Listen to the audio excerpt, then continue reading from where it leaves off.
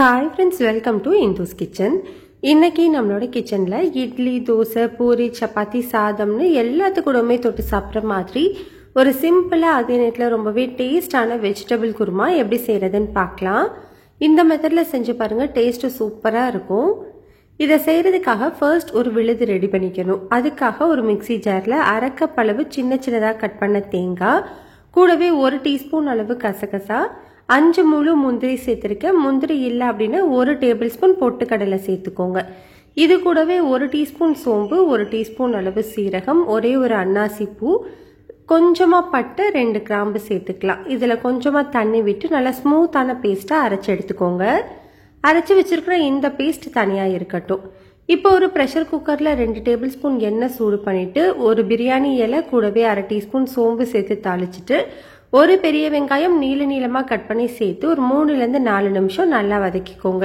இப்போ இது கூடவே 2 பச்சை மிளகாய் கீறிட்டு சேர்த்துக்கலாம். கூடவே 1 டீஸ்பூன் இஞ்சி பூண்டு பேஸ்ட் சேர்த்து அதோட பச்சை வாசனை போகிற வரைக்கும் நல்லா வதக்கி விட்டுக்கோங்க. இப்போ இது கூட 2 மீடியம் சைஸ் தக்காளியை சின்ன சின்னதாக கட் பண்ணிட்டு சேர்த்துக்கலாம். கூடவே இந்த குருமாவுக்கு தேவையான அளவு உப்பு, 1 டேபிள் ஸ்பூன் அளவு கல்லுப்பு சேர்த்துக்கிறேன். இந்த தக்காளி நல்லா வெந்து வர வரைக்கும் மீடியம் ஹீட்லேயே வச்சு நல்லா வதக்கிக்கோங்க. இந்த அளவுக்கு தக்காளி நல்லா வெந்து வந்ததுக்கு அப்புறமா இதில் நம்ம காய்கறிகள் சேர்த்துக்கலாம். நான் இன்னைக்கு இதில் கேரட், பீன்ஸ், காலிஃப்ளவர் கூடவே உருளைக்கிழங்கு இதெல்லாமே சேர்த்து ஒரு 3 கப் அளவு எடுத்திருக்கேன். காலிஃப்ளவரை மட்டும் நல்லா சூடான தண்ணியில் 10 நிமிஷம் ஊற வச்சுட்டு அதுக்கப்புறமா சேர்த்துக்கோங்க. இப்போ இந்த காய் எல்லாத்தையுமே ஒரு 3லேருந்து 4 நிமிஷத்துக்கு நல்லா வதக்கிக்கணும். இந்த அளவுக்கு காய் வதங்கி வந்ததுக்கு அப்புறமா இதில் அரை டீஸ்பூன் அளவு மஞ்சள் தூள், அரை டீஸ்பூன் அளவு காஷ்மீரி மிளகாய் தூள், 1 டீஸ்பூன் தனி மிளகாய் தூள், 2 டீஸ்பூன் அளவு மல்லித்தூள் சேர்த்துக்கிறேன். காஷ்மீரி மிளகாய் தூள் கலருக்காக தான் சேர்த்துருக்கேன். விருப்பம் இருந்தால் சேர்த்துக்கோங்க, இல்லைன்னா நீங்கள் ஸ்கிப் பண்ணிக்கலாம். இப்போ இந்த தூளோட பச்சை வாசனை போகிற வரைக்கும் மீடியம் ஹீட்லேயே வச்சு நல்லா வதக்கிக்கணும். பச்சை வாசனை எல்லாமே போனதுக்கு அப்புறமா நம்ம அரைச்சி வச்சிருக்கிற தேங்காய் விழுதையும் சேர்த்துக்கலாம். இதை சேர்த்ததுக்கு அப்புறம் ஒரு 2 நிமிஷம் வதக்கினா போதும், ரொம்ப நேரம் வதங்கணும்னு அவசியம் இல்லை.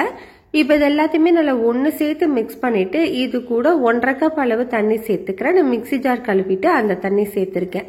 இது எல்லாமே நல்லா ஈவனாக மிக்ஸ் பண்ணதுக்கு அப்புறமா இதில் கொஞ்சமாக கருவேப்பிலை சேர்த்துக்கோங்க. நீங்கள் சாதத்துக்கு சேர்த்து சாப்பிட போறீங்கன்னா இன்னொரு அரை கப் அளவு தண்ணி நீங்கள் எக்ஸ்ட்ரா வச்சுக்கலாம். டிஃபனுக்குன்னா இந்த அளவு சரியாக இருக்கும். இப்போ நம்ம ப்ரெஷர் குக்கரில் ஒரே ஒரு விசில் வச்சு எடுத்துக்கலாம்.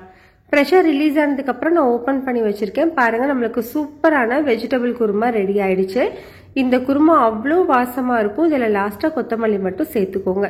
இந்த குருமா இட்லி, தோசை, பூரி, சப்பாத்தி, பரோட்டான்னு எல்லாத்துக்குமே சூப்பராக இருக்கும். கட்டாயம் ட்ரை பண்ணி பாருங்கள். இந்த ரெசிபி உங்களுக்கு பிடிச்சிருந்ததுன்னா லைக், ஷேர், சப்ஸ்கிரைப் பண்ணிக்கோங்க. கூடவே பெல் பட்டனையும் கிளிக் பண்ணிக்கோங்க.